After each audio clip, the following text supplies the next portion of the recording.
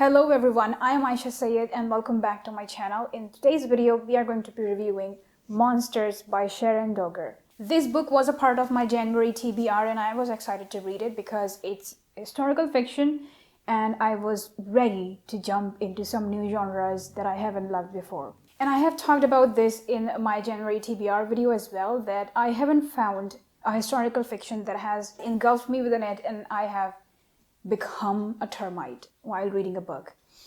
But unfortunately, this book wasn't that either.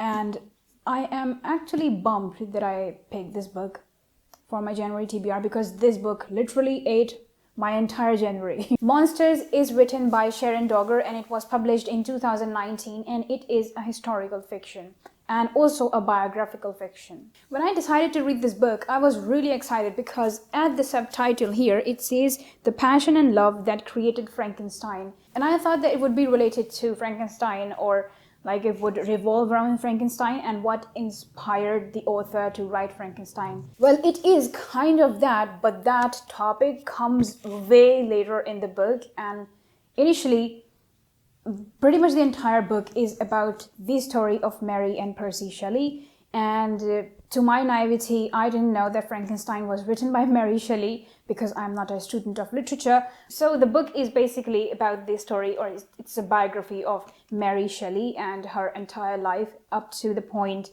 where she basically writes Frankenstein. Even though I'm not really satisfied with the reading, I definitely give 5 stars to the writer for doing this incredible research. The attention to details in this book is amazing. And at the same time, you learn a lot from it, especially someone who didn't really know anything about Mary Shelley or Percy Shelley for that matter. And it's a really nice explanation of things and you really understand their ideologies, where they have come from and what sort of person they became because of what circumstances and what situations they lived in and all that kind of stuff. So it's a really nice peek into their world and you get to know about them better. Coming towards the way the things have been narrated, I have a problem with that because pretty much the entire story, the author has talked about Mary and Percy Shelley and her sister, Mary's sister Jane or Claire. She has talked about them running away, first from London to Paris and then from somewhere else back to London and then from London to somewhere else. And this has gone on for the entirety of the time that you're reading the book. And I think that some of the things could have been cut short because the story is a really slow progressing one. And if you are not patient, this book might go into your DNF because it's so slow and nothing is happening a lot of the time, or pretty much like majority of the time, nothing is happening and it's like they're running away from something. Frankenstein and what motivated Mary Shelley to write this character comes towards the end of the book, which is kind of like a bummer because I personally was expecting it to be in the beginning or maybe towards the middle, but it comes towards the end and even then it's like very slow paced, but at the same time it's there for a very short period.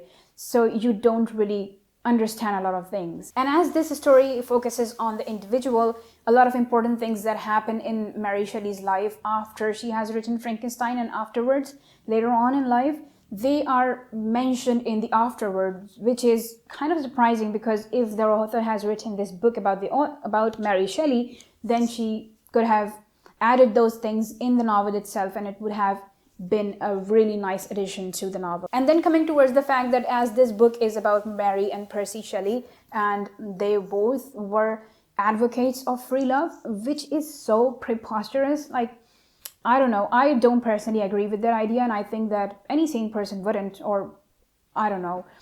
But in like current scenario and in current situation, Percy Shelley might seem like a cheetah or a playboy. Even in today's world, the idea of free love is really absurd and it doesn't fit with your logic. And I don't know why, but for some reason the author Sharon Dogar has sort of portrayed all the characters in the novel as people who are really, really unlikable. From the very beginning, there is this aura around them. When you read these characters, you really are not drawn towards them. You are like, oh my goodness, these are horrible people and I don't want to read these people anymore. So in all honesty, I didn't enjoy reading this book and I'm really bummed that I picked this book as my January TBR. I wanted to be a really fun read, but unfortunately that didn't happen. And now coming towards the rating part, I would rate this book 2.5 out of 5. And I personally wouldn't recommend it, but if you are into historical fictions or biographical fictions, you can definitely go ahead and check it out at your own expense.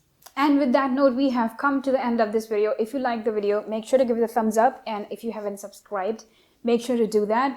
If you want to add anything, if you have read this book, make sure to comment down below and tell me your views on the book. And you can also follow me on my social medias. The links are in the description and the handles are on the screen. And I will see you guys in the next week's video, inshallah. Till then, take care. God bless you. Assalamu alaikum. Bye.